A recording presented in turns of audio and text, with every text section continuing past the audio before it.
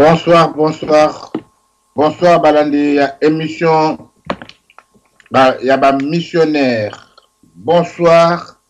Naba Congolais nyonso oyo lelo bazuli baku ya kolanda biso. Bonsoir mingi. Naba résistant nyonso partout bozali. Lelo eza mokolo monene, lelo ya mokolo kafu po to yambi.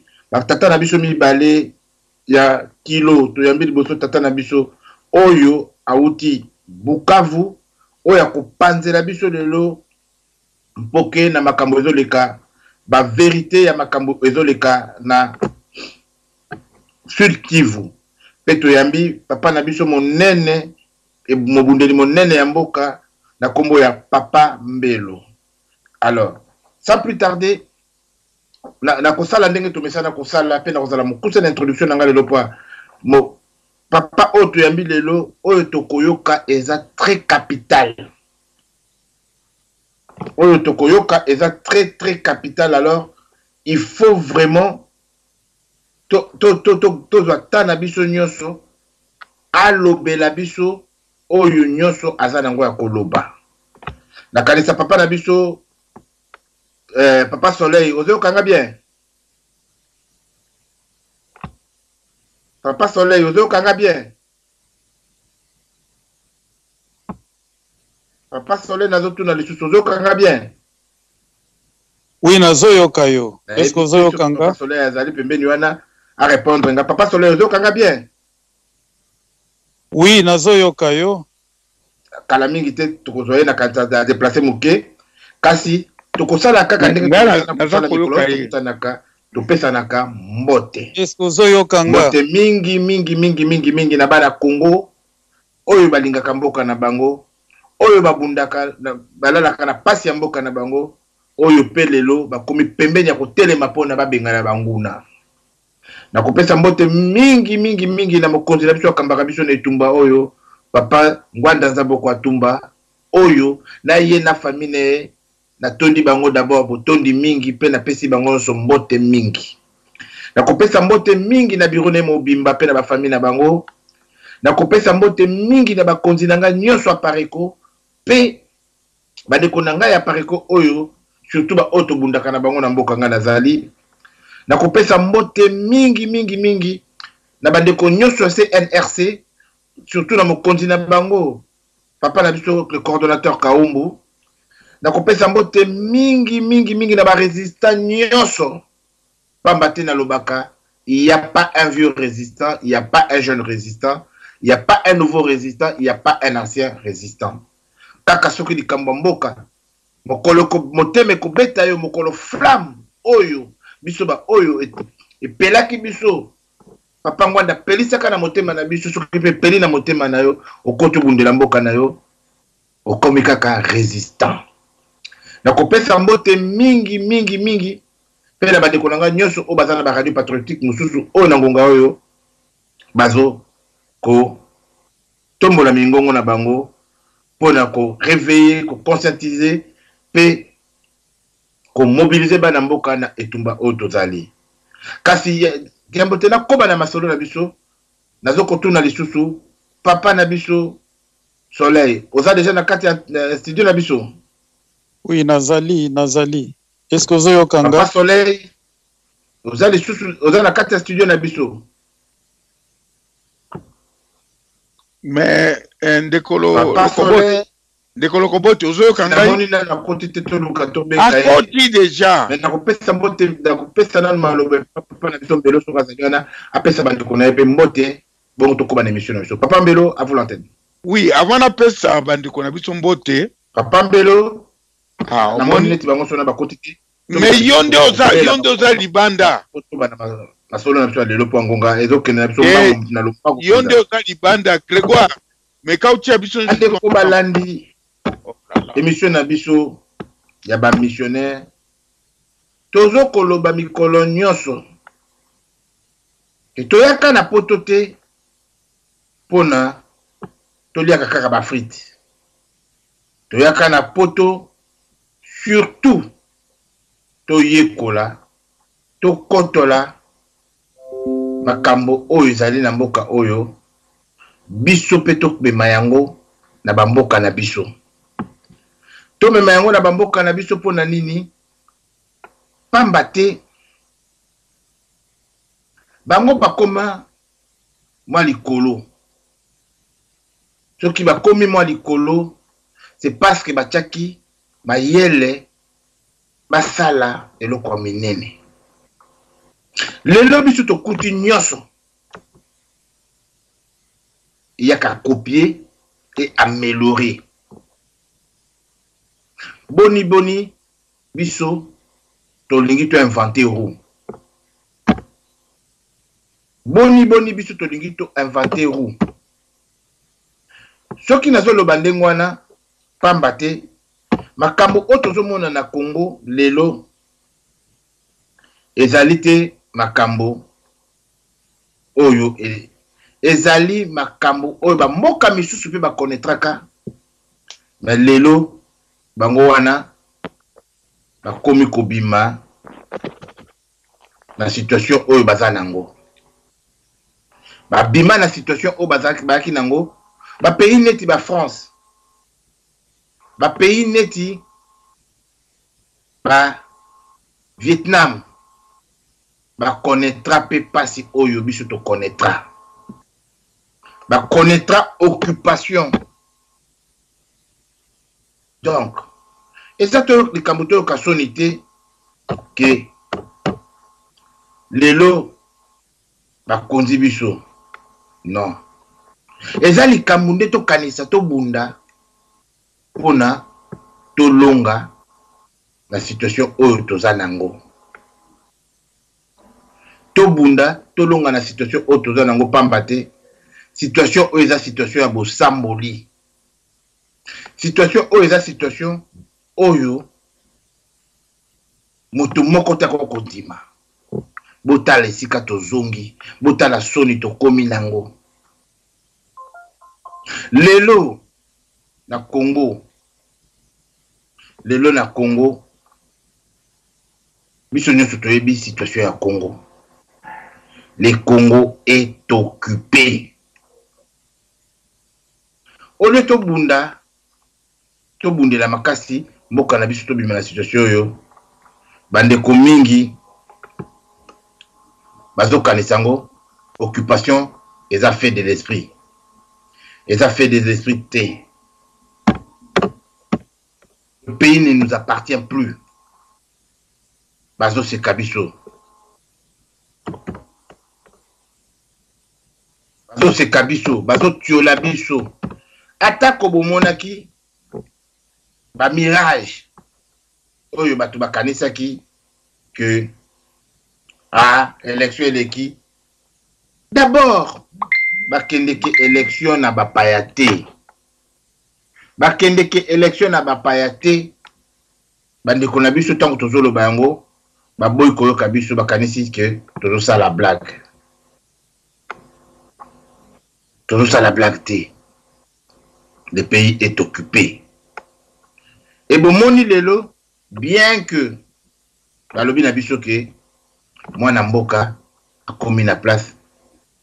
Bozo komona ce qui se passe. Na soni na mawa. Na soni na mawa. Est-ce que biso ba kongomle to salami kaka to pour longwaya Maréchal Mobutu apesa kibiso le kumu. To zakaka na droit ya soni. La bandité. La bandité. Tout ça na droit à sonité. Tout ça na droit de relever défi. C'est vrai que babundisa kabiso basala kabiso mabe pour na bazo convoitiser ba makele na biso ba richesse na biso. Le kola toyebi yango. Ce qui tout ça bato solo, il faut te protéger mboka na biso. Toza susu na droite to lelaka pamba. Il faut to kota biso nyonso o ngala bengaka résistance. Na moni papa na biso papa mbelo akoti na kosenga ye azwa maloba apesa pe ya yebandeko mbote. Papa Mbelo. Oui, Papa alors. Mbelo. Oui. Ozo kangai? Te soki tozoyo karate. Ah, mais nini na yo ndoza ngana zo ka Papa Soleil. Mais yo zo ka été. Yazo mona ngate. Mais tuna Grégoire abongisa antenne. Tuna na régie soki moye zali. Na moni ba komelinga bongisa antenne. Abakata biso babandela. Na moni papa na biso Papa Mbelo azo kangate na moni papa na biso tolobaki invité na biso. Yé pas à combien que volume est en assez. Alors, ton mécanisme sous ce qui te conçoit bango pour tout cela, ma solo na biso.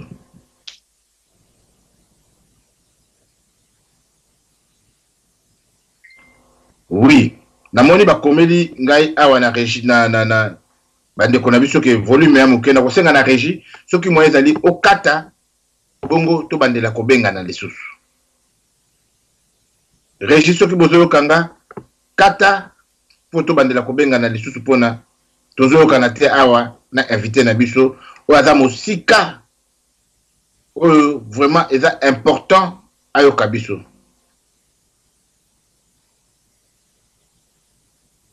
Allô Régie? To komeka lisusu ko benga ba ndeko na biso soki moye zali lokwa na Régie bazo kabiso te.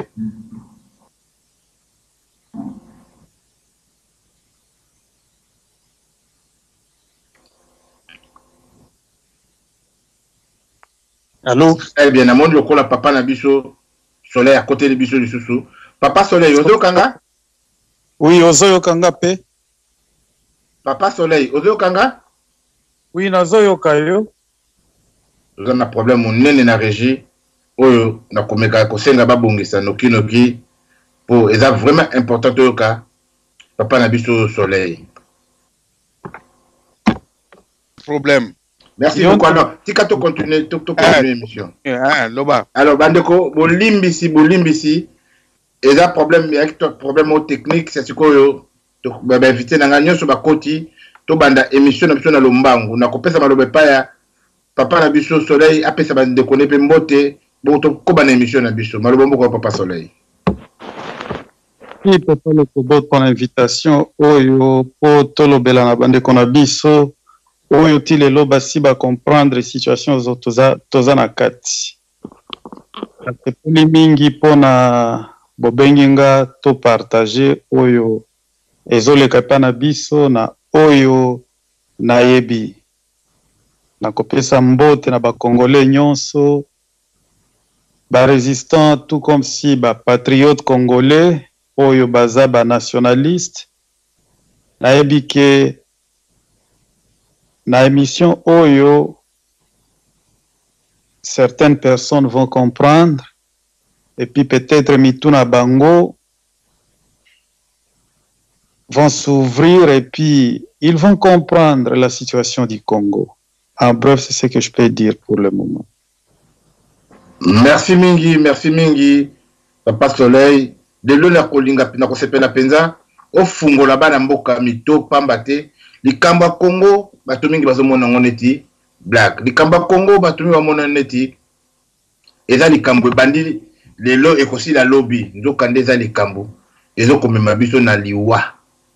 Il faut moi na nyonso Congo akotola yango kasi poto kotola maboko likambo na kopesa pe maloba susu papa na biso Mbelo apesa bandeko na mbote maloba mboko papa Mbelo. Oui, ndeko lokoboti ngana ko umela mingi te na pesi mbote na plénipotentiaire na biso papa monsieur Honoré Ngwanda oyo asali ke to continuer ko résister to continuer ko bimisa mutu na biso pe mengongo na biso eyokana yango na ko umela mingi te na pesi mbote na ba patriote résistant nyonso oyo baza ko na biso ba yoka biso malamu et puis na ko senga na ndeko Grégoire alekisa mingongo na biso na émission oyo na YouTube pe na Facebook matondo mingi na zongisi maloba po to continuer émission na biso.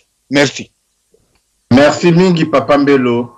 Effectivement na régie na kosenga bolekisa émission oyo na YouTube pe na ba Facebook pambate il faut moi na sur Congo ayeba lelo likambo ezo koleka to koti na turbulence na zone na turbulence moko ya makasi to koti na zone na turbulence ya makasi soki to comprendre te o ezo koleka lelo ndenge ni bazo mema biso esili to tikali libela na boumbu. Alors moi na Congo il faut ayeba tina ya résistance to résistance ezali blague te ezali ezo kosalema pona tolongwa na boumbu lelo toyebi ke ba commanditaire bazali ba sous-traitant bazali ba exécutant bazali na ba capita médaillé il faut to bimisa bango na poisa il faut to koma na esika ke toyeba moko na moko rôle na ye pe mabeni nizo salema na ba oyo bazo mibenga bandeko na biso kasi na kozonga na lombangu epaya invité na biso monene Papa Soleil mutuna na ngai ya liboso ndenge nini bakambo ezo leka lelo na Minembwe précisément na Sud Kivu oyo ata radio moko ya Congo ezo lobela yango te okoko expliquer biso makambo penza ezo leka exactement lelo na moya lelo na Minembwe malobomboka yo. Merci beaucoup pona motuna oyebi na Swahili balobaka boye waogope wajinga wakiwa katika kundi kubwa na traduire yango na français elingi koloba il faut craindre les ignorants quand ils sont majoritaires pona ba oyo bakompranaka masese bako comprendre na lingi koloba nini pour longtemps, on a pris un peuple congolais à des idiots, à des ignorants, à des imbéciles. Mais ils oublient que les Congolais sont en majorité comme victimes. Mais, wanezo sala keto zala faiblete. Omoni, otuninga motuna ya Minembwe izole kandenge nini. Minembwe oyo, c'est une goutte qui a fait jaillir l'eau. Biloko oyo bandeko na biso barwande ba mibenga ka les soi-disant Banyamulenge. Pour moi, les Banyamulenge n'existent pas. S'ils sont Banyamulenge, donc ils sont venus d'ailleurs, pas de chez nous. Parce que chez nous, on vivait avec des Rwandais. Les Banyamulenge, on ne sait pas d'où est-ce qu'ils sont venus, eux. Ces noms nous est nouveau. L'année passée, pour que je commence à propos de ce qui vient de se passer durant ces 2 semaines. L'année passée, vers le mois d'août, septembre, octobre, bazai kokote la ba mama na biso, ba papa na biso, bazo violer bango, bazo brûler ba maison na bango, bazo ko chasser bango à tel point que les gens n'avons plus droit d'aller cultiver dans leurs champs. On les pourchassait. C'est-à-dire, ils ont une méthode là où ils ont commencé à occuper notre terre. Un chef coutumier n'avait plus de parole, n'avait plus de pouvoir. On a assassiné certains d'entre eux. C'est là où est venue la colère. Les jeunes se sont coalisés. Nous avons d'abord fait pénétrer nos jeunes comme minimum on peut se sous-estimer, nous ne sommes pas des professionnels. Savoir pendant les 9 ans où est-ce qu'ils stockaient leurs armes. Nous avons eu les indications. Ces gens n'ont pas commencé aujourd'hui, ça fait 9 ans qu'ils stockent les armes. C'est-à-dire, lorsqu'ils stockent les armes, ils préparent quelque chose. Dieu merci, la terre nous appartient. Nous avons réussi à dénicher partout là où ils ont caché leurs armes. Nous avons réussi à capturer certains d'entre eux. On les a interrogés moyennant certaines méthodes et ils ont réussi à nous donner des informations. C'est-à-dire, partant de cette colère-là, de violer nos mamans, de pourchasser les villageois de leurs terres, de tueries, occupation de la terre, on s'est dit que nous sommes abandonnés à nous-mêmes.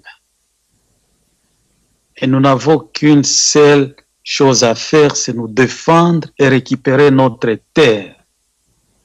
On ne partage pas la terre avec un étranger. Il peut rester, mais il n'a pas droit à la terre.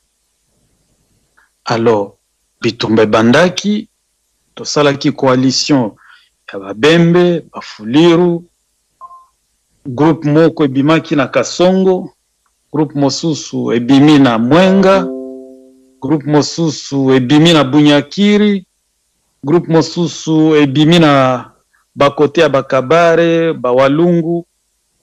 Tosali mwa coalition tolobi 11 te zobeta moko ndeko beta biso nyonso, c'est-à-dire il faut tosala front commun pour la survie à zone pour la sous-région na biso. Et si d'autres Congolais voudront bien qu'on libère ces pays parce que notre pays est occupé, bako joindre biso.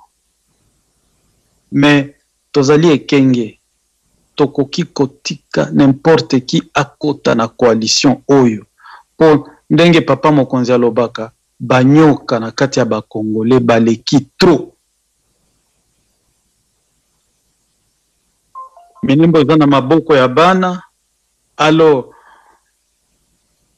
pendant ces 14 jours tobundaki na bango to récupérer ba armes moko bazai ko cacher ba construire sous forme ya ba cimetière nde bazai ko ndezaki ba cache d'armes na bango bato oyo batuna kabiso arrière base ezali wapi tozalaka na arrière base te misolo ya biso ba Congolais nde sombelaka bato wana manduki wana nde to récupéraka yango to salelaka yango nde arrière base na biso yango wana. Nani aza sima na biso? Peuple nde aza sima na biso. Aucun pays, aucune personne est derrière nous. Nous savons que nous sommes dans la légitime défense et nous avons plein droit de défendre notre terre. Quand de plaise à certains Congolais, des marionnettes, je m'excuse les termes, des idiots qui pensent que le Congo est à hypothéquer, le Congo est à vendre, le Congo est à donner à n'importe qui pour se faire plaisir. Non, nous avons dit non. Ça ne passera pas et personne qui se mettra devant nous, nous allons les combattre. Fizi restera Fizi dans son entité, Uvira restera Uvira dans son entité, Mwenga restera ainsi, Shabunda restera ainsi, Walungu, Kale, Kabare, Iju resteront ainsi. Et puis, oyo bato babeta ki ezalaki lokola bato ya bana ya première année primaire nde babetaki bango wana ba groupe oyo tokoki koloba ba 6e secondaire ebundaki te ezalaki oyo o bauti kaka na mwa formation moko ya moke nde babundaki bango nde babetaki bango boye. Alors papa nanga soleil bolimbisi papa oui. Bato baso oui. Comprendre te il faut to bandana nous akoyeba historique ya tina nini ba lelo bitumbana ya Minembwe foto yeba bato ba tina na yango et pourquoi bato wana bazaka ko se focaliser na Minembwe toza na Kale toza na Mwenga toza na Shabunda mais bango balingi kaka Minembwe jusqu'au point que Tango rébellion ya RCD, la commission qui a un territoire, ba bunditi lelo, la 2013, et bima officiellement territoire. Limole la biso dans le Cambo, papa. Merci pour Namutuna.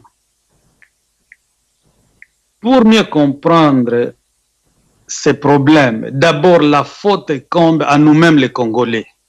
Tondi Mayango. Tozalaki makasi na administration T. Il y avait un laisser-aller. N'importe qui pouvait entrer. Demain, il aura une carte d'identité, carte pour citoyen. Et demain, il va acheter une parcelle. On ne lui demandera pas d'où il vient, qui il est, qu'est-ce qu'il fait. A comme Zaïroa. Wana eza d'abord faute na biso, ya liboso. O to contrôla qui te mouvement nyonso o ezalaki ko salema na mboka Zaïre. Mais c'est pas dit parce que nous étions hospitaliers envers ces gens qu'ils ont le droit de faire ce qu'ils sont en train de faire. Je dois un peu remonter dans les années 1976 et 78, si j'ai une bonne mémoire. Parce que ces gens sont des Rwandais qui sont venus comme des réfugiés. C'est connu. Je ne suis pas ici comme professeur d'histoire. Je pense que tout le monde connaît cette histoire.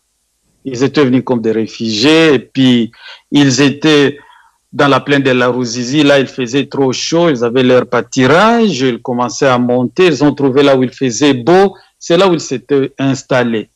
Et ce n'est pas seulement un seul endroit. Ils sont à Bijombo. Ils sont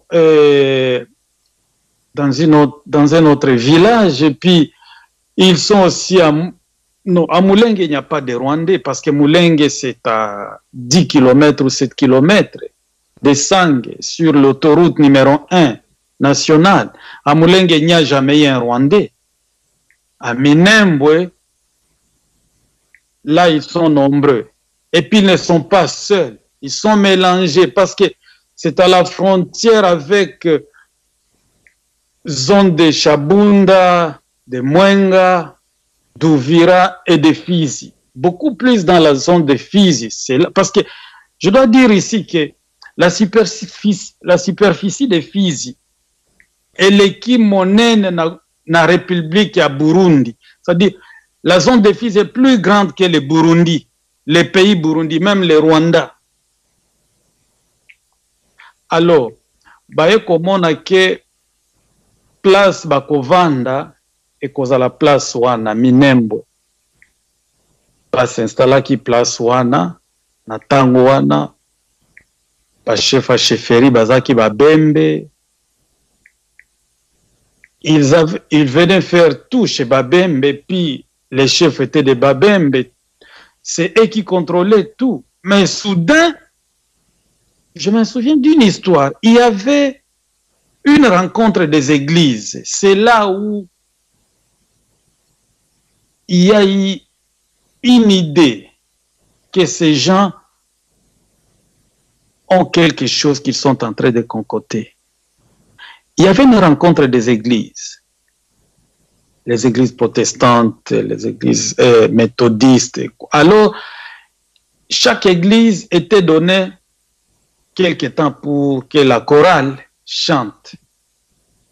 Ce jour-là, on appela la chorale de Banyarwanda. Banyarwanda bashimame bakuje kuimba. Les Rwandais peuvent se lever pour venir chanter. Baboya ki na bango, balobi biso toza Banyarwanda te. Ah!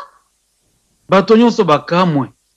Bato tolobaka baza Banyarwanda. Lelo baya koboya ke baza Rwandais te, siko bakomi banani. Voilà maintenant là où le nom va surgir. Non, biso toza Rwandais te, biso toza Banyamulenge. Banyamulenge kombwana utaki wapi. Et bandaki na un certain Gisaro Muhoza. Le premier député rwandais qu'on avait nommé, il n'était pas élu. Au moins, il y a encore l'erreur qu'a commis notre gouvernement à l'époque. Toujours. On ne satisfait pas quelqu'un juste pour le satisfaire. Mabele basakana kana yango te. Nationalité basakana kana yango te. Je vais ouvrir une petite parenthèse. Na Burundi, soki okei na zone moko babengaka Buyenzi, Bwiza. Place wana okokuta ba-Congolais bakendaki na Burundi avant que Burundi ebanda kolota ke bakozwa indépendance. Ba-Congolais à époque. Ti lelo bamibengaka ba-Congolais bango moko. Pourquoi bakomi ba-Burundais te? Barundi bakomaki epa na biso en 1956. Misusu bayakaki na bango kosala na mine. Mais bamiyebi. Mais bandeko na biso baza na Burundi bamibengaka te ke baza ba Burundais. Ils sont fiers d'être Congolais et ils acceptent qu'on les appelle des Congolais. Mais pas na biso, tango banomaki Gisaro Muoza comme commissaire du peuple,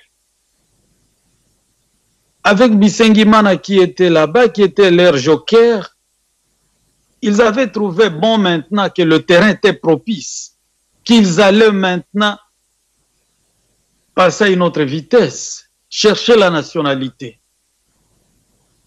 Je m'en souviens. Il y a un vieux Rwandais qui nous disait kuna siku tutaongoza inchi hii. Ekozala mokolo tokokonza mboka oyo. À l'époque, j'avais si c'est 13 ans ou 14 ans, si je me souviens. Place Banyamulenge bandi wana. Jour moko tolamuki, oh baronde nyoso bakomi bazairua. Ah, bato nyonso bakamwi.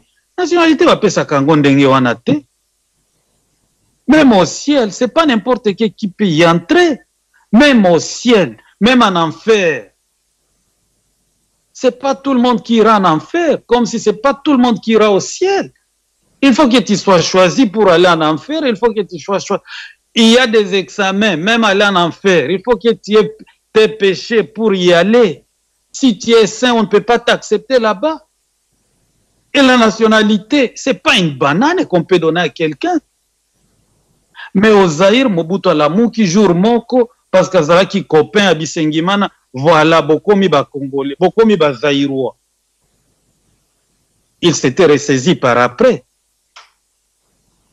Il dit non, non, on va procéder normalement. Mais c'était trop tard. Biloko na bandi. Babandi ko cultiver envie à kozwa mabele. Babandi ko milobela ke il faut bazala na place oyo bakozwa ezala espace na bango. Tellement, comme je l'ai dit, mingi na ba Congolais ni tete cette guerre. Les Congolais n'allaient pas savoir s'il y a ces problèmes au Kivu, les problèmes des Rwandais, parce que beaucoup de Congolais se donnaient beaucoup. Mapa, Loso, Pierre, musique, distraction et zalaki kaka. Soki olobi côté à est, abango nyonso bazaka ba Rwandais.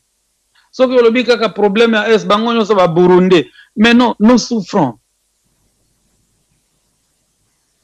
Nous étions pris entre notre gouvernement et nos envahisseurs. Nous étions laissés à nous-mêmes. Mais Dieu merci, les Congolais s'est réveillé. L'histoire est connue maintenant de tous. Qui est qui et qui veut quoi. Maintenant, c'est à nous de bien nous tenir debout, ensemble, pour épauler ces jeunes garçons qui sont en train de défendre la terre.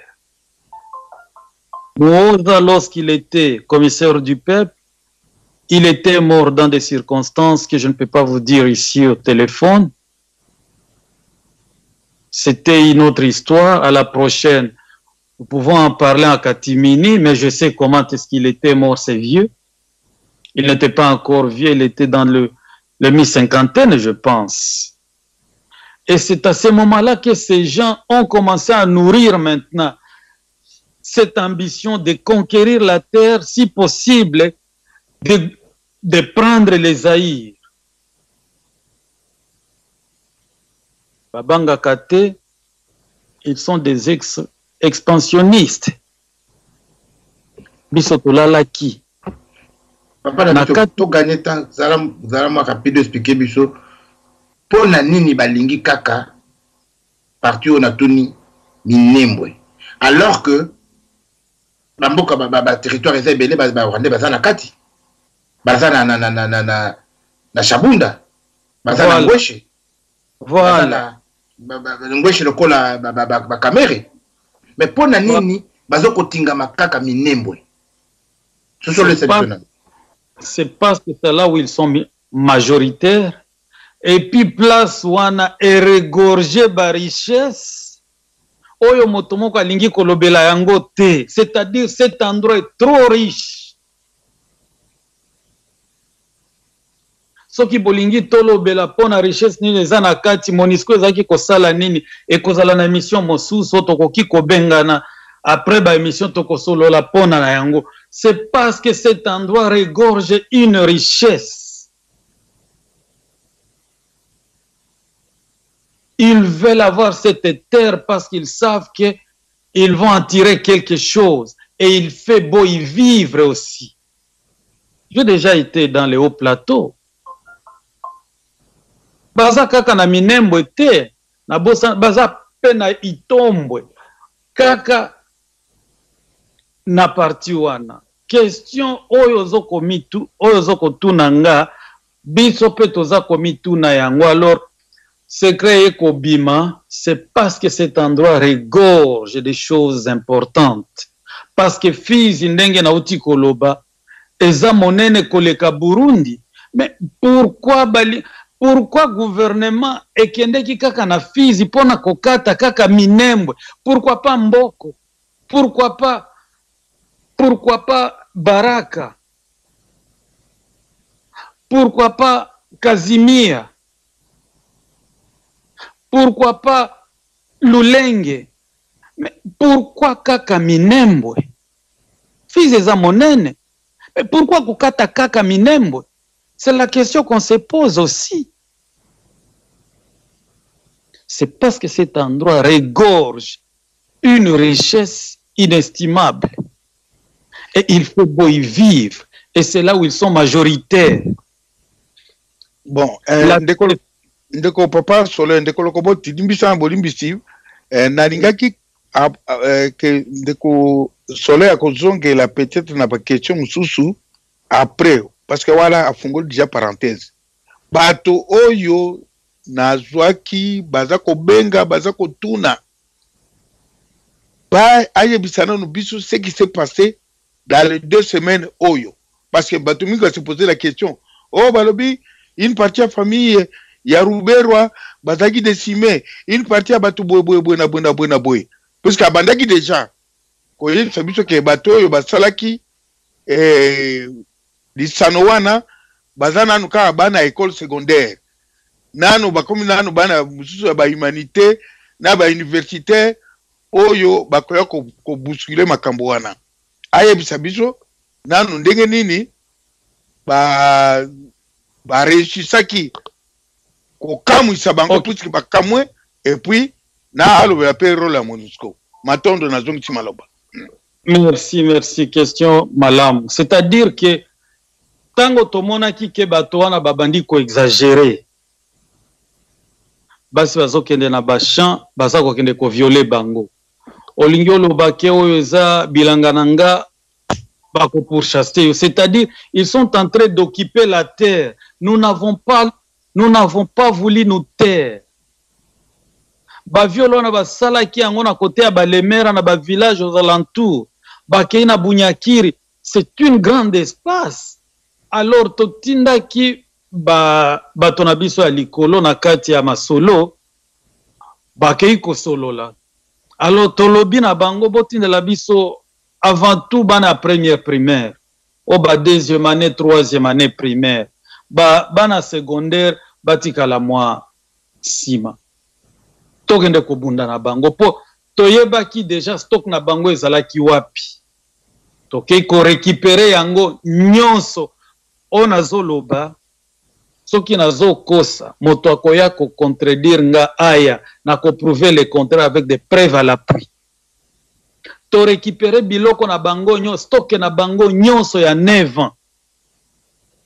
C'est pourquoi alors nakende liboso tango bana bakomi babandi ko bunda to réussir ko pourchasser bango ti lelo oyo ezana bitum ezana bato bakufaki nakoki koloba mingi te sur ce point là parce que oyebi bato wana baamplifiaka biloko ezana biloko tokoki koloba na radio na o tokoki koloba te po l'histoire nous a appris. Je ne peux pas tout dire ici, mais je dois vous dire que le travail a été fait d'une façon géniale. Nous avons réussi à les pourchasser et au moment où je vous parle, nous occupons l'endroit. Aujourd'hui, il y avait Tango Fort qui est venu avec Monisco. Tango Fort est venu dire aux gens, il était venu avec un autre général Mundos, avec d'autres généraux là. Après que les Rwandais ont subi une défaite là puissante, ils ont vu qu'ils n'avaient plus un moyen, le moyen à se défendre.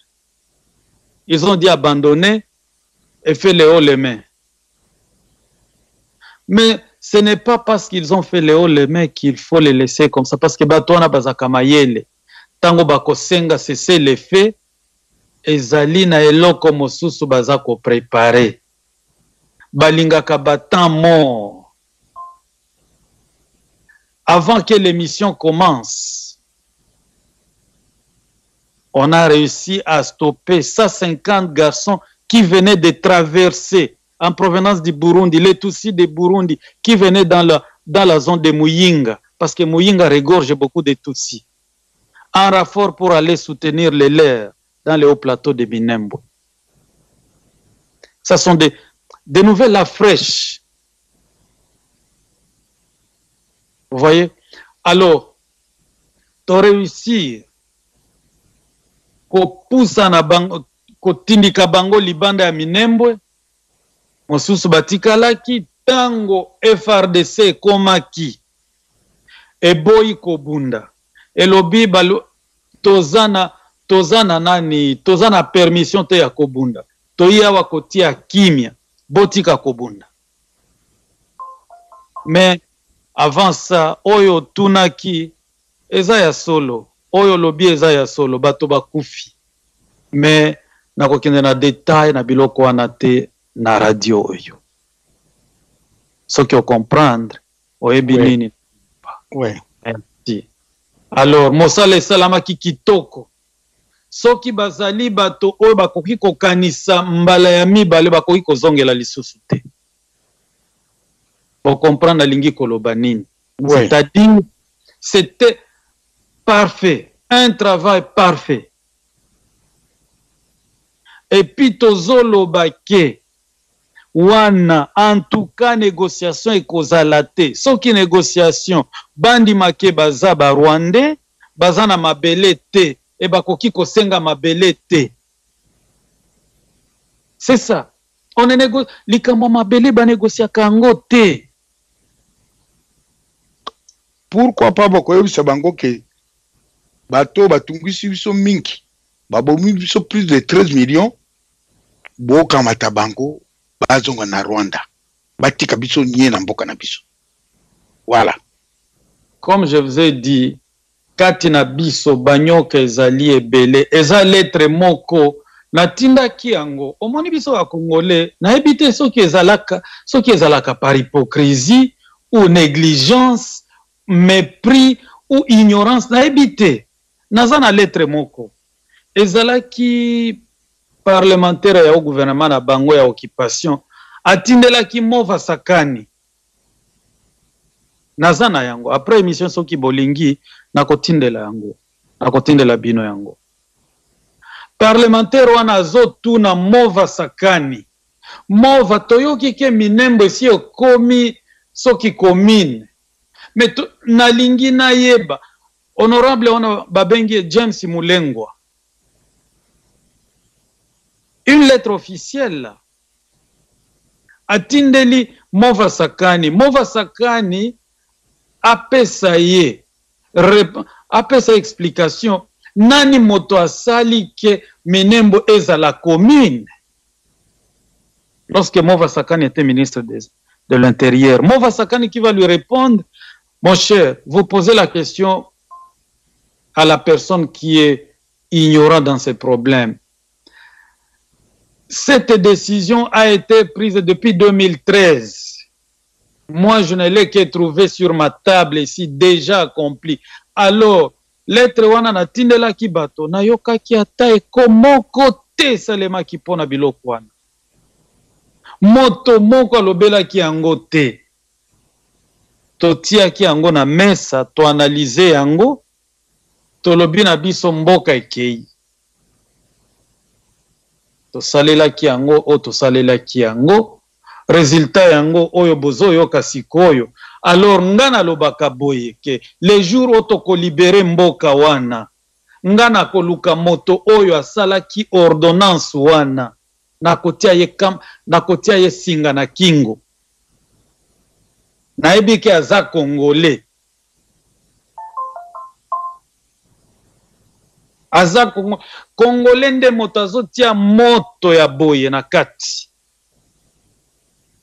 Pona lokoso. Omoni. Alors, babiloko ndenge wana. Toki kotika teleka. Babomaki biso na mutarule. Bato nyonso bamonaki yango. Monisco s'interposaki te. Masunzu, il était le commanditaire. Il circule librement. Tovandaka kimia, ndenge na uti koloba awa. Il faut craindre les ignorants lorsqu'ils sont en majorité. Toza wa majoritaire, bazo benga biso ba ignorant. Ekoyeba na jour moko. Potoyebi ke moto moko te ni Monisco. Et puis, topesi Monisco mise en garde avant-hier, c'était les 13. Les 13. Topesi bango mise en garde. Bango nde bazo sala navette. Ya komema bana wana na biloko na bango. Toyebisi bango boye. Soki ba continue toko descendre ba flotte na bango. Bayeba très bien. Toyebi déjà jeune na bango.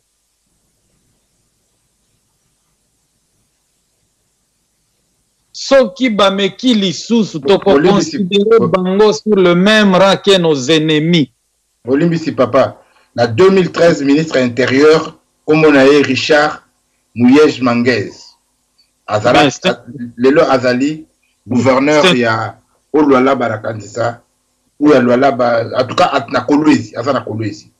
Oui, c'est marionnette, c'est un 50-50, un Rwandais congolais. Ce monsieur est connu. Comme les gens de Pierre Lumbi, ce sont les Mouyej. Kasi. Papa na congolais, maman na rwandaise. Et yebani très bien. Les a bomba maté. De Pierre Lumbi Azali, directeur de campagne à Martin Fayoulou, c'est ça? Mais oui, c'est ça. Moi, j'ai dit aux gens avec Martin Fayoulou, tu sais, lorsque les gens me parlent de Martin, moi, ça me donne la nausée. C'est de la nausée. Tous ces gens-là sont des poubelles. Pierre Lumbi, qui ne connaît pas Pierre Lumbi? Peut-être il y a des gens qui ne connaissent pas ces gens-là. Moi, je les connais. Je connais son père, je connais sa maman, je connais ses soeurs, ses frères, leurs parcelles dans la zone de Bouiza, Bujumbura. L'autre est là, Kabweloulou. Tous ces gens-là sont ici sont des Congolais qui sont nés au Burundi, hein, ont grandi là-bas. Pierre Lumbi, sa maman, c'était une Tutsi. Son père c'était Mukusu. Kabweloulou, Oyo Azali, cousin ya Kamere. Non, Kabwelulu, oyo aza ministre, ce qui a mine, ce qui a nini. Hydrocarbures. Il y a hydrocarbures. Voilà, cette personne vient du Burundi, c'est un Congolais né au Burundi, 4e avenue à Bouiza. Je connais chez eux, je connais son père, ses frères. Kasenda Wakasenda, Nani Ouyo, Tunda, Maître Tunda Kasenda Wakasenda. Il était vice-ministre des Affaires étrangères.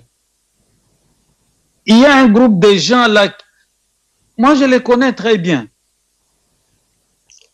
Vous voyez? Alors, un type comme le type là, qui fut ministre des Affaires intérieures et qui a ordonné ça, demain, lorsqu'on viendra lui poser la question, pourquoi tu avais choisi juste Minembwe? Pourquoi? Cette question, nous lui poserons cette question. Il nous dira pourquoi. Et s'il ne s'explique pas bien, moi je vous dis, mes chers frères, je n'ai plus peur. Je n'ai plus peur. Je le mettrai la corde dans le cou. Et à midi. Parce que ces gens nous causent de désolation.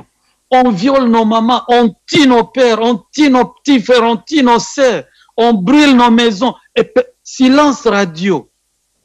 Bato azolanda kaka Martin Fayulu. Tokolela timo kolonini. Nani moto akoyokela biso? Moto moko azoyokela biso te. Il y a un autre incident. Les Congolais s'étaient endormis. Personne n'en parlait. Deux incidents. Les Congolais dormaient, ne disaient rien. Un jour, Katumba Mwanke va tirer à Kamere, nous allons diriger les Congo sans les Kivu. Je l'avais répété encore dans l'autre émission. Personne n'avait fait mention. Silence radio. Et c'est ce qui nous arrive aujourd'hui. Et je vous dis ceci, ça ne s'arrêtera pas à Minembwe. Nous sommes pour la libération totale de notre pays. Il y a des Congolais qui veulent rester dans l'ignorance. Nous comprenons parce qu'il y a des poltrons parmi nous. Tout le monde ne peut pas être d'accord sur un même point. Vous savez, mais il y a une adhésion massive de jeunes garçons.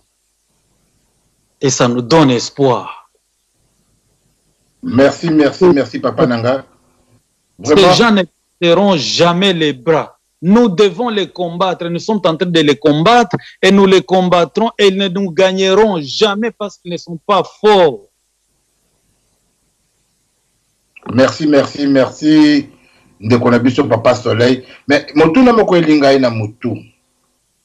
Na émission oyo kaki o tusalaka na kaka na Congo Horizon mais na analyse et commentaire. Eloko moko etikaki nga olobi différence ya Burundi tango ezalaka na Pierre Buyoya na lelo différence c'est-à-dire attitude na bango lelo envers le Congo. Et après, au Djongele lobby, il faut ce que tu as dit Makamba Congo, to zalaka mingi, kota la paix Makambu, ya Rwanda na Burundi, na Uganda. Okoko limbole na biso papa.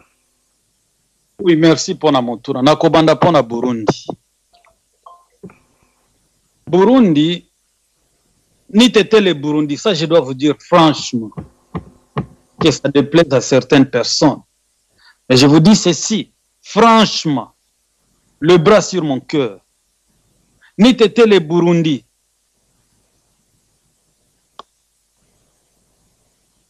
Une autre partie de notre pays serait déjà partie. Les Burundi actuels. La différence, où en est-elle? Les Burundi de l'or, c'était de l'époque de Buyoya. Vous allez remarquer, lorsqu'on avait attaqué le Congo, il y avait le Burundi qui était dirigé par un Tutsi, le Rwanda qui avait un Tutsi, Paul Kagame, et l'Ouganda qui avait Yoweri Museveni comme un autre Tutsi. Vous voyez comment la porte était grandement ouverte. La porte était grandement ouverte. Et pendant ce temps-là, il y avait une coalition entre nos jeunes et les rebelles burundais qui voulaient aussi récupérer les pouvoirs. Ce sont eux qui sont au pouvoir maintenant. Bazaki Kobunda, o rébellion ya bautu ezaki kobunda po récupérer mabele na bango pe. Dieu merci. Bazwaki yango pour la première fois avec Melchior Ndadaye. Malheureusement, il était assassiné. La façon dont il était assassiné, beaucoup de gens spéculent, mais la vraie vérité est là. Je ne peux pas l'annoncer ici sur cette radio. C'est quelque chose qui kolobana so ki tozoko solola. Po isa très capital. Rwanda ndezo sala mosala yango sikoyo. Po Burundi refusé. Na kopesa moi un peu éclaircissement sur un certain point. Mais oyo babomela kinda daye wana tokoki kolobela yango soki tozoko solola biso na biso. Mais oyo na Kurunzinza, c'est parce que les Américains voulaient que leur flotte qui viennent piller au Congo atterrissent là-bas et que personne ne les fouille. Kurunzinza avait dit non, non, non, non. L'avion burundais ne peut pas quitter Burundi, arriver à Washington sans que personne ne le fouille. Alors si ça ne peut pas se faire chez vous comme ça, ici chez moi, ça ne peut pas aussi se faire.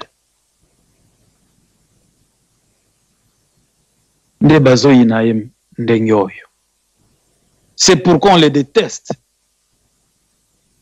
Et les rébellions, ces jeunes garçons n'étaient pas aidés avec un pays. Aucun pays occidental n'a aidé la rébellion burundaise. Les Hutus qui sont au pouvoir aujourd'hui. C'est pourquoi lorsqu'ils ont pris le pouvoir, tous les contrats miniers, les petits mines qu'ils ont, ils ont fait ça à l'Iran, à l'URSS, la Russie actuelle et d'autres pays. Comme la Chine, la France, la Belgique, les États-Unis n'ont rien eu. C'est pourquoi ils sont en colère contre Kurunzinza. Ce n'est pas parce qu'il est au pouvoir qu'on dit qu'il a brigué le mandat qu'il ne fait. Non, c'est parce que les gens n'ont pas lu bien cet accord d'Arusha. Ça, c'est le deuxième mandat de Kurunzinza, ce n'est pas le troisième mandat. Et puis Kurunzinza n'est pas là comme Paul Kagame. L'armée burundaise actuelle n'a jamais envahi notre pays. Au contraire, c'est l'armée des Tutsis qui était partie chez nous aussi. Et c'est ce qui fait la différence. Les Hutus sont là-bas, ils regardent sans mauvais œil de ce qui se passe au Congo. Ils ne sont pas pour ça. Ils aimeraient bien nous aider, ces gens-là. Ça, je l'ai dit, je sais de quoi je parle. Ils veulent nous aider. Mais nous, Congolais, tellement que nous sommes peureux, tellement que nous avons peur de nos propres ombres, des fois, chaque chose qui bouge nous fait peur. Chaque chose qui bouge nous fait peur. Mais je pense que la peur est en train de partir. Cette peur est en train de partir maintenant. Et d'ici là, nous allons libérer ce pays. Alors, pour mieux comprendre, je pense que je me suis fait comprendre à propos du Burundi. Buyoya, il était en connivence avec Kagame et Museveni pour envahir le Congo. Après que Buyoya a été jeté de cette chaise, il y a les Hutus qui règnent là-bas et qui ne veulent pas de cette situation qui se passe au Congo. Ils ne sont pour rien dans ça. Je sais de quoi je parle parce que je connais des gens dans les circuits. Alors, pour mieux comprendre ce qui se passe chez nous, il faut comprendre la politique d'Ouganda et du Rwanda. Les Banyankole, ce sont des Museveni. Museveni était étudiant à l'université d'Ubungo, à Dar es Salaam.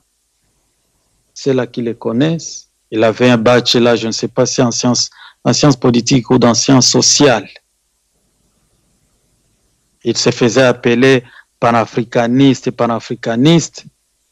Et puis, il s'était enregistré dans le Frelimo ou Renamo de Mozambique. Lui et son petit frère. Oui, avec deux jeunes garçons. Babandaki kokende kosala volontariat na rébellion wana. Bazui mwa mayele, baye, babandi mwa baatake na Uganda na ntango ya obote bato aze kozala bango na nani comme blague. C'est à ce moment-là qu'il va recruter parmi les réfugiés rwandais les Freddy Rwigema et les autres. Babandi kobunda na kati ya groupe na ye. Azwi ba marionnette ndenge RCD, AFDL et Salaki. Ezwi ba marionnette Basige oyo akomi politicien opposant Museveni azalaki docteur na ye. Bango nde bazali kosala ba déclaration Museveni batusi bazalaki kaka na se. Ba vrai Ugandais nde bazali kosala mobulu ndenge ba Congolais bazali kosala mobulu. Balunda Bululu, Balambert Mende, bazalaki pe na Uganda. Basalaki yango.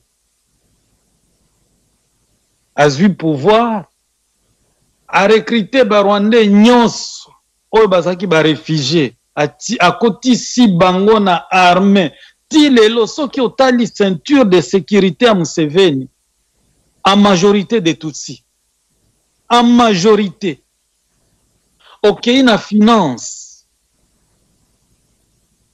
ba Ugandais bayebisaka yo ke bazwaka prêté soki oza munyankolo koki kozwa prêté na banque bango nde ba contrôler bango nde bazoko contrôler banque sécurité bango nde bazako contrôler yango, c'est-à-dire armée, police et renseignement. Oyo ba ministère juteux bango nde bazana yango. Alors la première fois lorsque j'avais entendu de Paul Kagame, je ne le connaissais pas. Il y a un Ougandais qui me parlait. Nous étions au Botswana. Il me parlait de Paul Kagame. Il me parlait de Kareka, le monsieur là qu'on avait arrêté à Londres. Karenzi Karake. Oui, Karake, celui qu'on appelait Kaka en Ouganda. Oui. Ces gens ont tué des Ougandais. Je ne sais pas si les Ougandais ont déjà oublié ça. Hein? Basé ko sifoke bango na ba sac à plastique. Pendant ce temps-là, Kagame était chef de service de renseignement Museveni. Karaki azalaki chef de renseignement ya armée, c'est-à-dire Otobenga Demiap. Hein? Oui, à peu près. Oui, Demiap. Demiap. Voilà. Bati Pouana Boma qui vraiment a kosakanate. En Ouganda, on savait qu'ils étaient des Ougandais. Ils avaient des passeports ougandais. Ils touchaient leur salaire comme des Ougandais. Ils avaient la nationalité ougandaise. Aujourd'hui, on nous dit que Rubero est congolais. On nous dit que Nyarugabo est congolais. On nous dit que Bisengimana est congolais. Vous ne voyez pas une photocopie dans ça? Exactement, exactement. Au Rwanda, lorsque ces gens ont accepté l'offre qu'on leur avait donnée, parce que l'histoire est longue, comment est-ce que le FPR avait pris le pouvoir. Freddy Rwigema ne savait pas le jeu. Il n'était pas dans les circuits, mais il était un bon combattant. Lui, il était pour la paix, la négociation et l'intégration. Il ne voulait pas la guerre, il voulait juste faire pression pour qu'ils puissent vivre ensemble. Mais Kagame, lui, connaissait. Yayeba qui boule. Il élimina. Et puis il y avait un autre monsieur qui s'appelait, monsieur, il était docteur en médecine, Peter Baingana. Lorsqu'on avait éliminé Freddy Rwigema, Kagame qui vient s'interposer, il dit, c'est moi qui deviens votre chef. Peter Baingana qui va lui dire, you are not fit enough to lead people. Vous n'êtes pas en bonne santé pour bien diriger les gens. Parce qu'il était trop mince. Trop mince. Kagame qui va retourner chez Museveni, aller donner les rapports. Et Museveni lui donna de militaires, il retourne, il va exécuter Peter Baingana devant tout le monde là. Et puis Batonyo Soba Bangiye, tout le monde à la kelele. Et c'est comme ça que Kagame s'est imposé. Il arrive au Rwanda, lorsque l'FPR avance, il recrute les Hutus. Leur président était qui?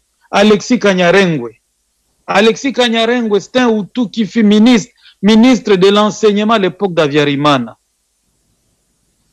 Il y a aussi Pasteur Visibungu qui viendra entrer aussi.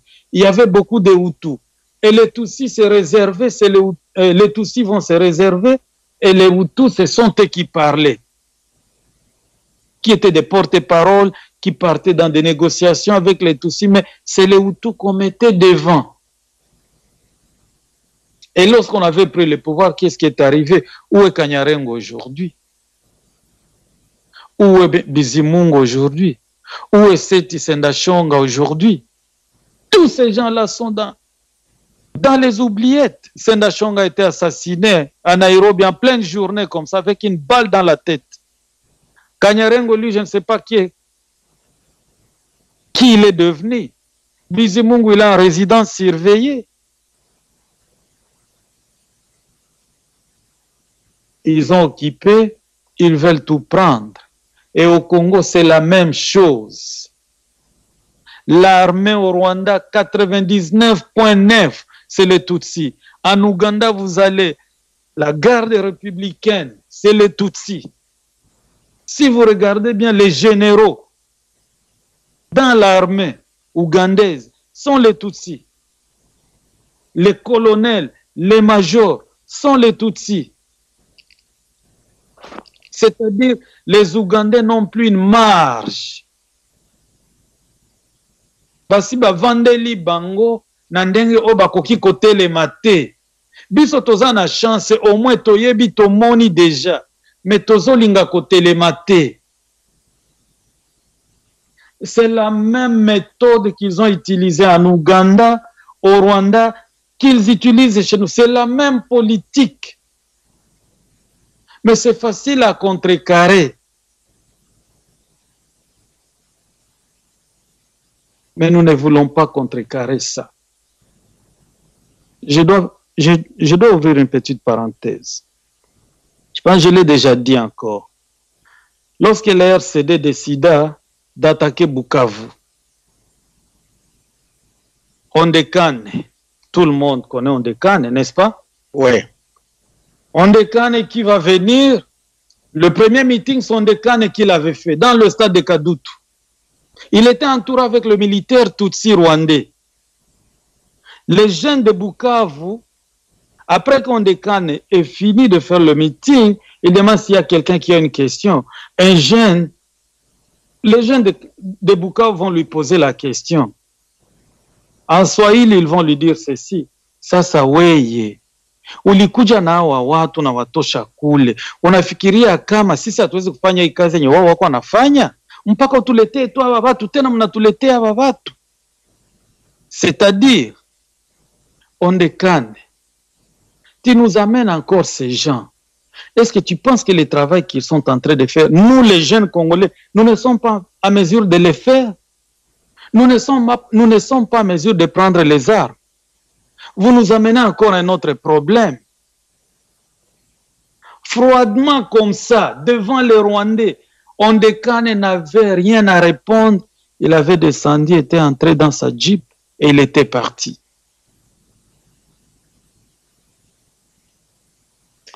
Oui, ndeko Soleil, parenthèse ka muke na ngina zonga na nini ya Minembwe. Est-ce que likambo toza koyoka toyokaki liboso likambo famille Ruberwa? Ça c'est un.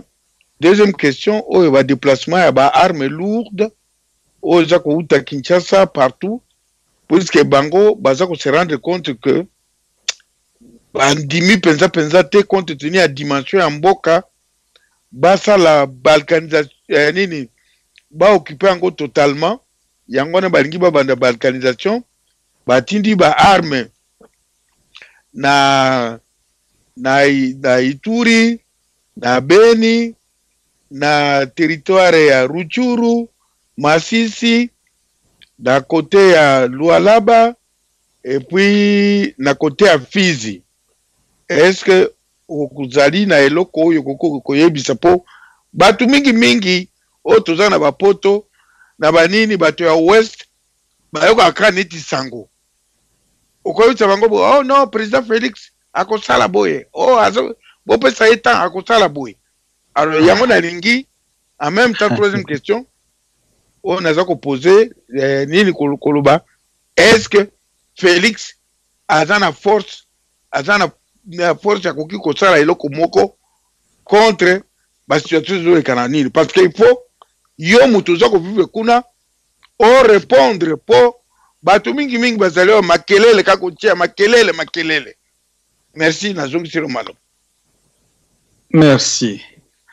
Oyo nalobaki mwa pona bitumba uti koleka nakoki ko décrire te nini elekaki nani akufaki wana tokoki kolongo na radio te. Okay. O namoni ke question wana ezozongela nga nakoki ko répondre te mais nga nazo ebisa bino ke mosala eselemaki kitoko pona ba arme lourde ezambala ya liboso te nakotangela yo mokonzi ya liboso ayakaki kobundisa biso ezalaki Delphin Kaimbi yakaki na bakomando na ye. Tous ces gens ont toujours la vie sauve. Akendaki tilelo ya liboso ya mbala ya sima nani ayakaki Didier Etumba na Tango Fort. Je m'en souviens, c'était un certain jeudi vers 17h30, non 5h du matin. Bati pona ba échapaka. Justesse 5 minutes kaka. 5 minutes, sinon on allait les avoir. Tilelo bakendaki. Soki otoni bango likambo ya place wana na ebite e anoni bakoki kopesa yo. Bayakaki na ba arme lourde, nyonso totikalaki na yango. Ezali bakimaki lokola bana mike. La troisième personne qui viendra, c'est le fils de Boumb Nathanaël. Yav a juré à lobby, Yakoki kobi ma place wana aussi longtemps qu'a délogé Bamaïmaï, asilisi bango nyonso. Toebisie boye ke omonie oyo bakino balobaka bakamundele tokolia yo lokola kamundele. Soki oza mwana mobali meka amekaki esukelaki ndenge nini tilelo porte disparu toyokaka ye lisusu te. Omoni nakoyebisa eloko moko tatambelo soki ndo tunakinga omoni bakongole tomesana trop bacomédie tomesana trop co-inventer des choses qui n'existent pas ndenge nauti koloba awa tobangaka même elili na biso ebangisaka biso. Moi je dois vous dire ceci, la guerre on en a fait à l'Est. Je ne me vante pas, vous allez me pardonner mes chers frères, je ne me vante pas. Je vais vous dire ceci, ni t'étais ce jeune garçon, le Congo serait déjà parti.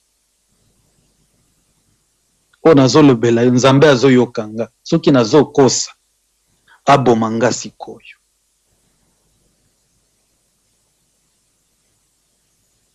So Rwanda alobaka soki bato wana tozwi mwa façon ya ko neutraliser bango tozwi Congo mobimba.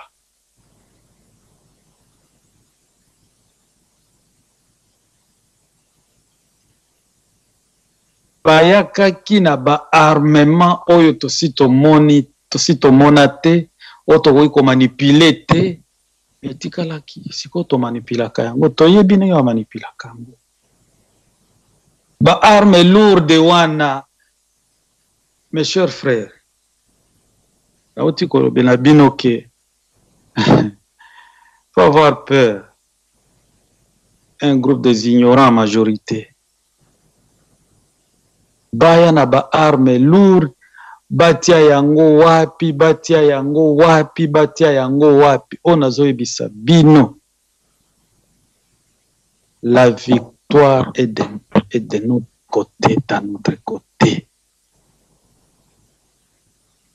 Tolobaka boye, ba oyo bazoya comme ba renfort, eza ba engrais chimique. Po bakokweya, tokokweyisa bango, po tobangaka te. O mabele bazoluka, bakozwa yango te, et puis tokokonza bango très bien. Bakozwa discipline, et puis bakozala sur une ligne droite. Et la nationalité, bakozwa yango te. Oyo akolinga kovanda sa nationalité akozonga pa na ye. Congo en a besoin à bato, mais yambala oyo. Tokolinga ba étranger oyo bakovanda na mboka na biso. Baye bakotosa mibeko ya Congo. Qu'ils ne viennent pas en conquérant. Hein? On en a assez. On en a vu. Trop, c'est trop. Trop, c'est trop. Oba arme lourde, batoazo lobake, bazo amasse yango, na nani, bazo stocké yango na Ituri, na wapi.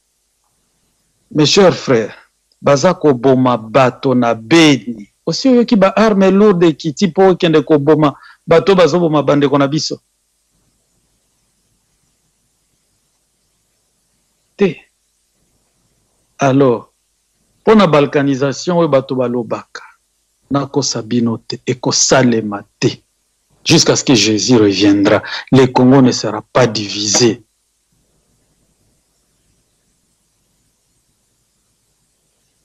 Plus les jours passent, je dois vous dire une chose. Plus les jours passent, plus nous devenons plus forts. Plus les jours passent, plus nous nous organisons. Plus les jours passent, plus la population prend conscience. Et ça nous réjouit.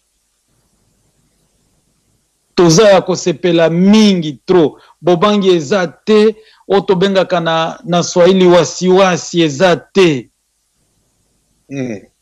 Toza na badoute te, otoyebi ke dans quelque temps, le soleil s'élèvera sur nous.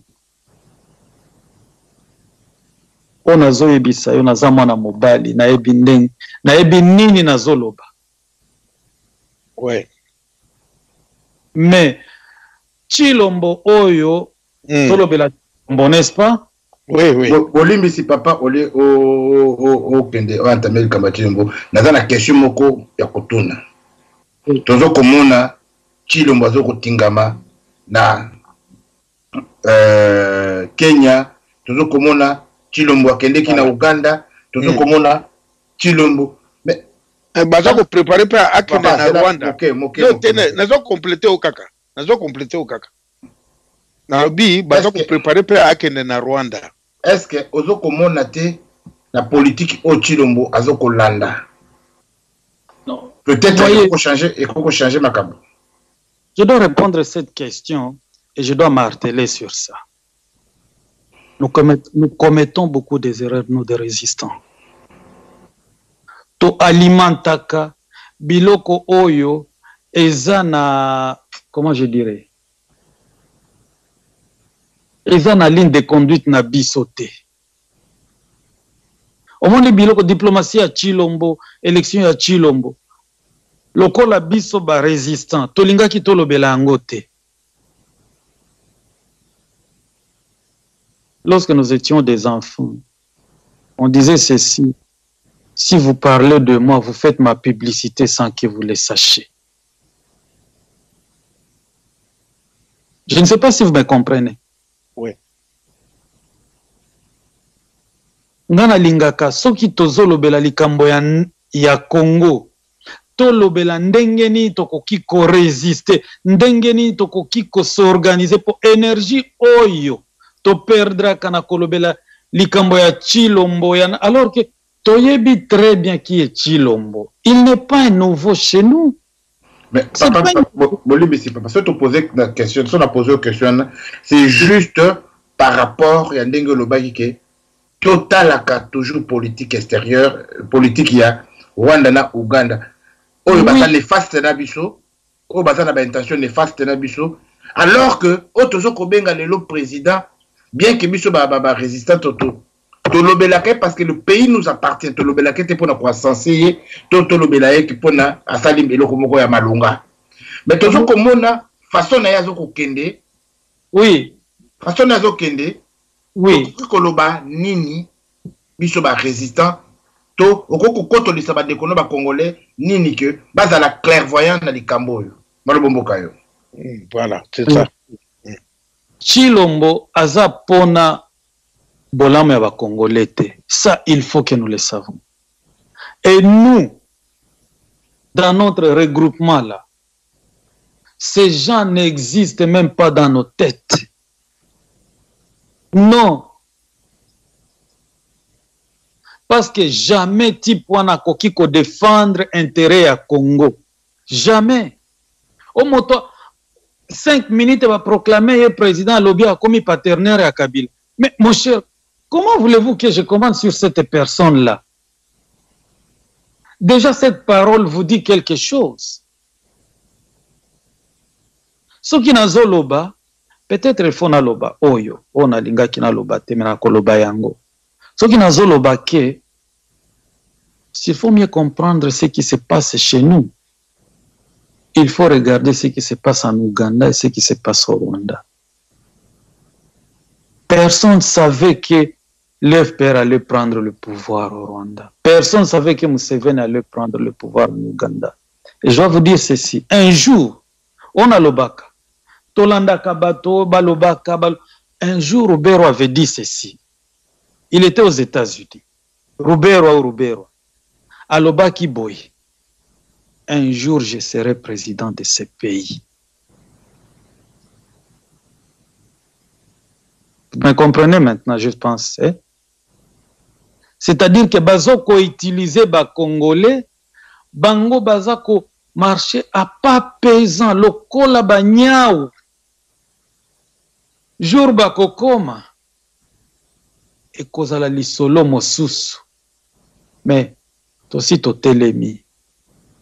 Soki bakomi tokokitisa bango. Pour vous dire que Chilombo nakopesa bino nani position na biso tango bato bazai kosala ba campagne. Biso tozai kolobela bato ke bokende na ba élection te. Pomboka ezali occupé. Batipo ana nyonso baza ba farceur, baza ba corrompi, bazokende koteka mboka lisusu.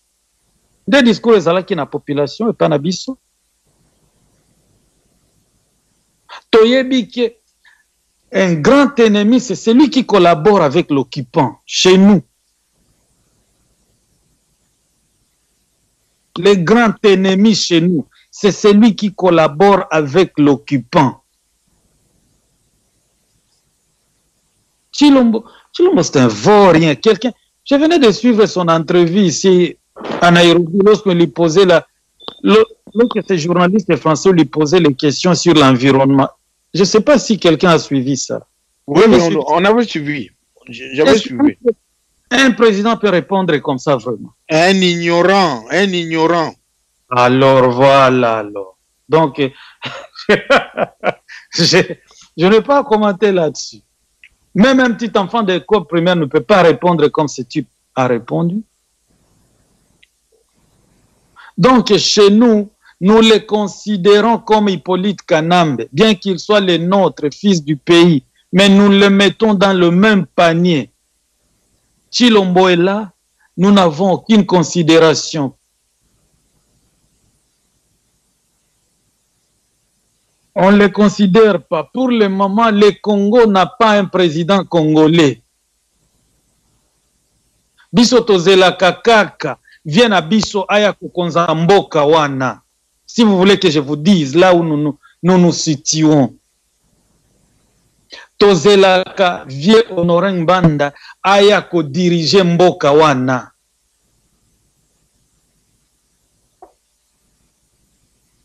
Chaque jour, que nous clôturons nos réunions, nous n'avons jamais cessé de prier pour que Dieu lui donne longue vie. Et nous savons que bientôt, à côté les maswate na stade de martyr, à cause la discours oikokamwisa mokili mobimba. Vieux wana. Pour nous, c'est lui ou rien. Un type qui est constant. C'est ça un politicien. Pas un politicien qui... Oh, mon politique est dynamique, politique est changeur. De vaurien. Il change comme depuis te change des hommes. Mais Papa Wana a changé Kate. C'est-à-dire, c'est un type fidèle à lui-même et honnête à la résistance. Voilà le genre de président qu'a besoin, que le Congo en a besoin. Et il va diriger ces pays. Ça, je vous l'ai dit, mes frères. Je sais de quoi je parle. Papa wana kokonza mboka wana, et puis il va remettre tout sur la ligne droite. Akokoma, vieux wana akokoma. Babanga Kaye, c'est parce que il est intelligent, il est sage, il est un grand stratège, et il maîtrise bien les dossiers du Congo. Mais parce que Dieu aime ces pays, il a quelqu'un qui va libérer ces pays. Oh, bah, j'ai des théâtres, au moins, il y a comme ici avant-hier, mes chers frères. Je m'excuse un peu de sortir à côté. Bon, je me demande ce qui est un envoûtement, ou est un bobololé, ou est un quoi? Martin Fayulu a commis à Bruxelles, vous allez passer la chose en revue. Au moins, il va comédie dans l'Obaka.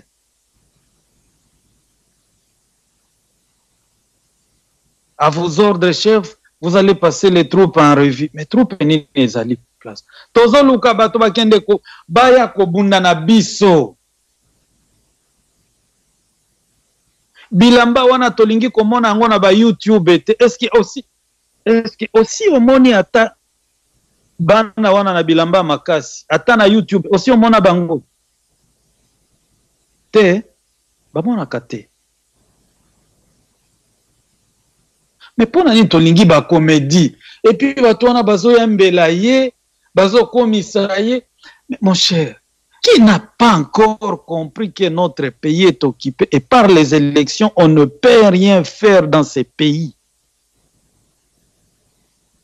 Moi je me reste que quelqu'un m'explique en quoi est-ce qu'il trouve Martin Fayulu un rédempteur plus que Chilombo.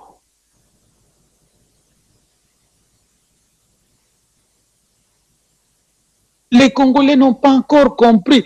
Tozai kota la vidéo wana, moi mokepo awa tozaka na mamegate, moi vite wana. Toti maboko na bitu, tolobi onde diaspora bazo yebisa biso ekoya ko libérer biso vraiment. C'est vrai.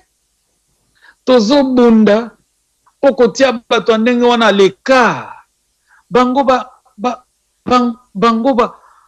ba continuer à soutenir rien. Naloba qui l'autre jour, une maman qui vend des tomates au marché n'arrivait pas à capturer le message de Fayulu. Fayulu mélangeait tout. Il ne donnait pas un message clair. Ce type n'est pas cohérent dans ses paroles. Chilombo, lui, je ne peux rien commenter sur lui. Non, parce que lui, en tout cas, non. Pour moi, le mec n'existait pas.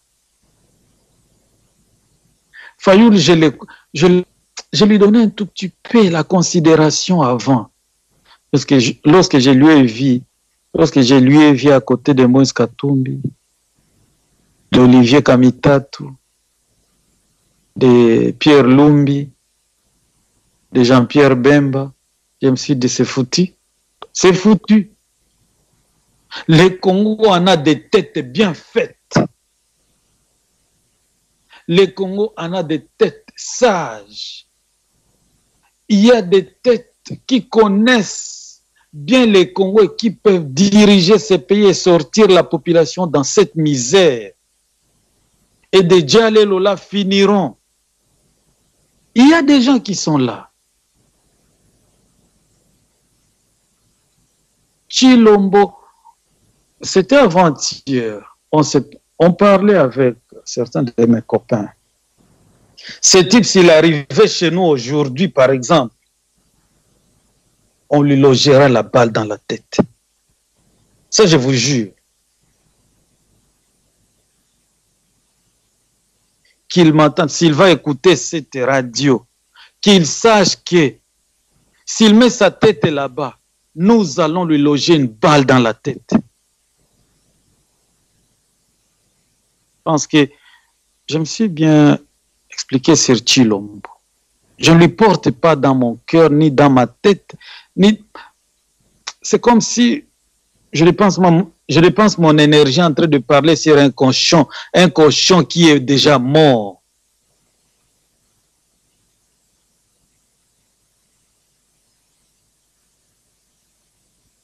Quelqu'un qu'on tuait chez eux n'a jamais fait aucune déclaration. Est-ce que je mens? Non. On tuait là-bas, lors de Kamonansapu. L'IDPC n'a jamais fait aucun commentaire.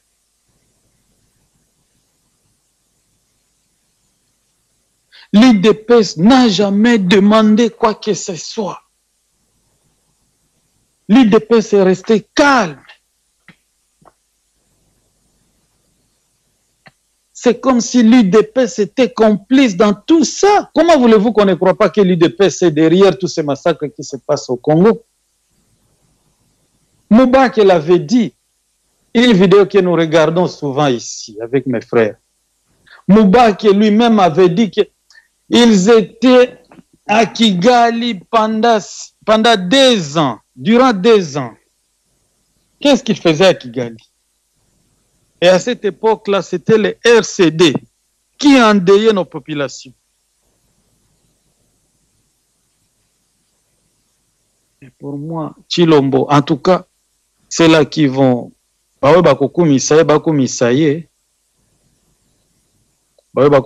Martin Fayulu, mais vraiment, non. Biso tozana idéologie moko. Il faut soulèvement populaire pour la libération totale de notre pays. Ce qui soulèvement koki kosale mate ezana avant mosusu. Passage obligé. Et kosale mapito kolonga. Wana c'est sûr. Nako sabino te bande konanga. Naba oy bazoyo kanga. Il n'y a que 2 solutions pour le moment. Soulèvement populaire. Et il faut que ça soit coordonné par les gens qui connaissent bien les choses. Heureusement, tozana bato amayelo bakoki kosala coordination biloko wana. Si pas ça, tokosala passage obligé.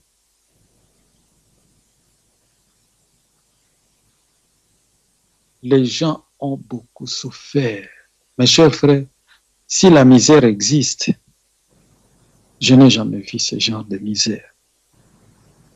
Alors que les Congolais arrêtent de jouer à la comédie, que le fanatisme ne nous emporte pas. Soyons idéaux. Congolais azalaka na idéologie te. Soki oye na mbunda akobanda kobina, soki oye na guitare akobanda, soki oye na mbeli akozwa yango, soki oye na nini. Mais finalement, toza bato motino, biso toza ka bato lolenge nini? Oto lubaka na Kiswahili, kuna wakongomani hawana msimamo. Eza na bakongole oyo bazalaka cohérent te. tozana bato bazana cohérence. Misusu naibité ponani, peut-être quelqu'un peut m'expliquer qu'est-ce qui fait que certains des Congolais se comportent de la sorte. Moi, je n'ai jamais arrivé à comprendre. Des fois, ça nous dépasse lorsqu'on regarde des choses pareilles. Tozo bundela bato oyo. Mais tala biloko bazoko sala.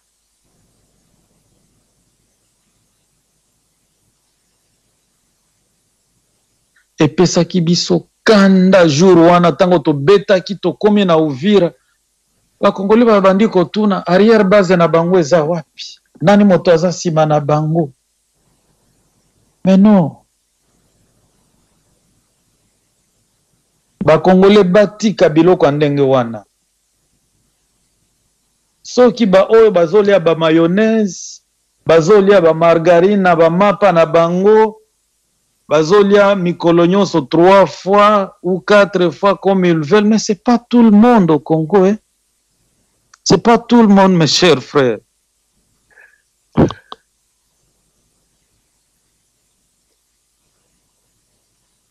Merci, merci Papa Nabiso, vraiment.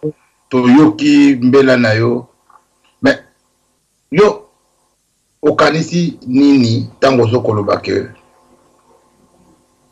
Tango zo lobake. Ba Martin Fayulu bazoko sala blague. Okoko expliquer biso un peu.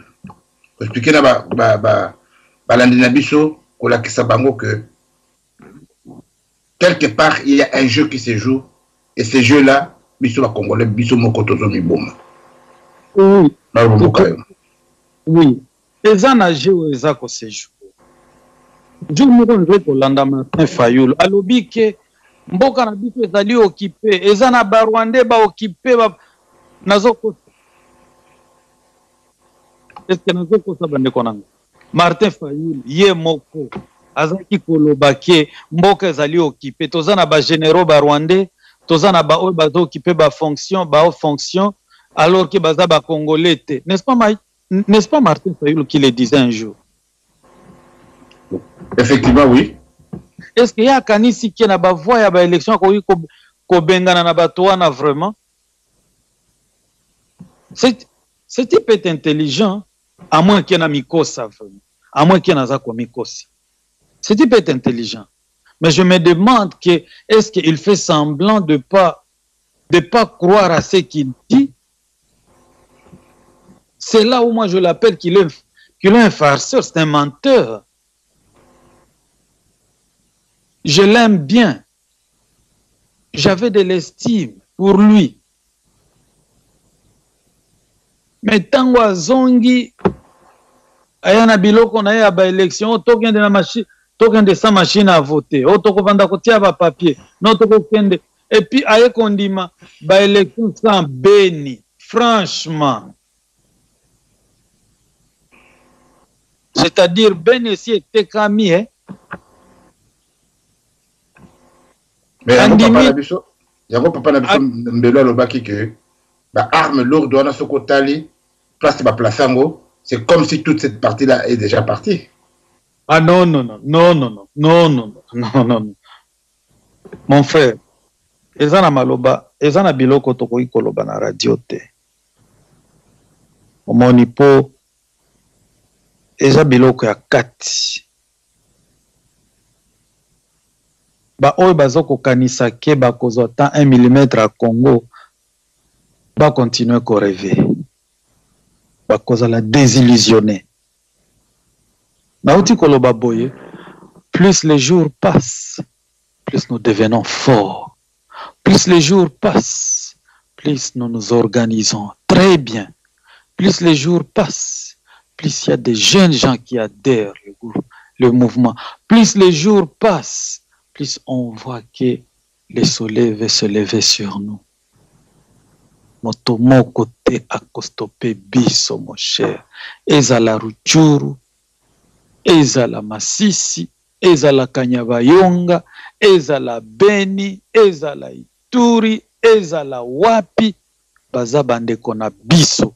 moto moko te akoki ko occuper place yango po abenga na bandeko na biso. Nayebi te soki esprit oyo animaka biso nde animaka bakongole nyonso. Omoi ntan moko tomitunaka eske soki bitumba oyo ezalaki na ouest, je pense qu'il y aurait des jeunes de l'est qui seront déjà partis là-bas. C'est vrai.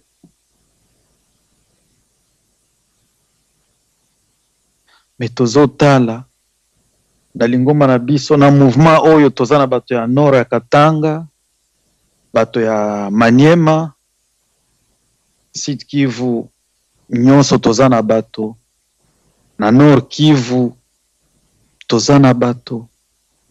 C'est pourquoi na yebi bino ke ezana biloko oyo nga nakoki koloba te na radio. Po toza lokola ba oyo nyonso balobaka biloko nyonso polele. Non. Ezana biloko tokoki koloba te. C'est pourquoi nous sommes là où nous sommes. C'est pourquoi nous sommes arrivés là où nous sommes aujourd'hui. Savoir garder les secrets. Et puis, nako promettre bino mosala moko kitoke ko salema oyo bato akolamuka bakusutuka. On ne se vante pas. C'est chez nous et nous n'avons qu'un seul pays. Nous n'avons que ça comme notre terre. Nous avons juré que totangisa makila me totika mboka oyo na maboko ya bana na biso. Makila ekotanga, c'est vrai. Mais mboka wana koki kokende te baya na ba armée. Mon cher, il y avait des Américains qui combattaient avec l'armée rwandaise, des professionnels qu'on avait tués lors de l'AFDL et du RCD. Ba mercenaires bazaki ya makasi. Jour tokosala pêche na Tanganyika, tokozala mbisi moko ya minene.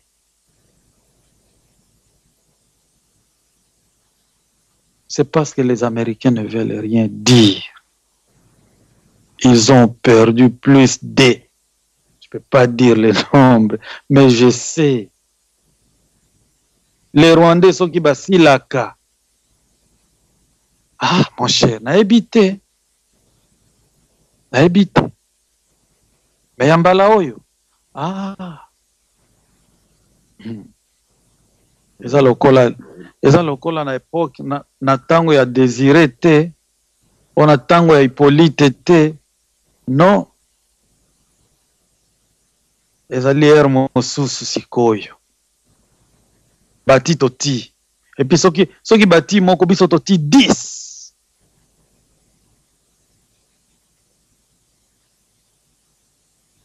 Des stratégies ezali sikoyo. Obomi Congolais moko obomi kino 10. Alors total nani akosilisa nani sikoyo. Merci papa. Namoni papa na biso mbelo alinga poser question papa. Barubumbo kwa yo. Te na zalaki kaka na question ya kutuna ete bo sikoyo boye message nini parce que mingi bato bazoloba na biso basaka ndengwana babimi babeti nini et puis bazongi bakimi na zamba territoire baeli susu MONUSCO na FARDC baisi ba réoccuper ce territoire ana. Chaque fois on est habitué na baji wana ya ping pong. Alors sikoyo oyo ya minembwe ekokoza la pe yango ndenge wana to za ndenge nini. Voilà maloba na songi silio. Voilà, na ebe réponse na kopesa yo ezali ndenge papa na biso alobaka. Bato batuna ka pareko bino bolobaka kaka mais ba action te omoni. Biso tozai kokanisa ke tango tozo sala effort oyo moke tokozo renfort ba jeune garçon misus mosusu bakoya koepole biso. Mais oyo motuna uti kotuna, eske bokozonga lisusu te? Omoni problème ya Congo ezali complexe. Parce que na kati na biso ndenge touti koloba banyoka omoni jour wana oto betaki tito komaki na Uvira Monisque ya ko s'interposer. Dans 3, c'était déjà prêt. Tozalaki na bato déjà na Bukavu. C'est-à-dire dans 2 jours Bukavu ilinga kiekwea.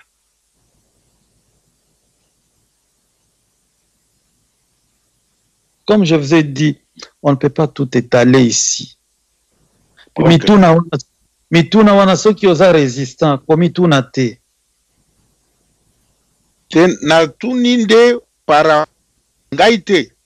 Par rapport à bateau, yo ba benga biso ya bino kaka bino batu na bino wana est-ce que koko za la jeune ko dribbler batu au moins ba occuper après Monisco ye botori bango après ba sali boy après ba zongi. Ce n'est pas moi je suis résistant, je me pose même pas une telle question. Nazan de ko poser question nas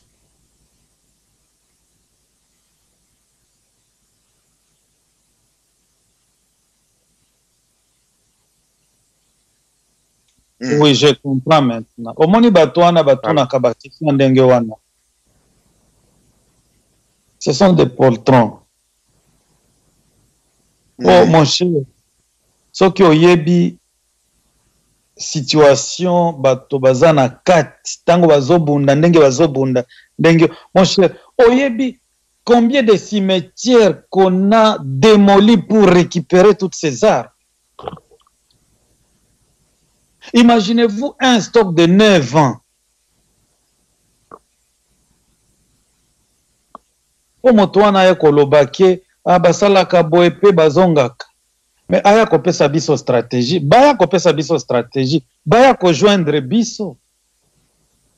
Poto kende liboso. Batika koloba baya kojoindre, baza mibali, n'est-ce pas? Ouais. Mais oui, mon cher, tozana bato.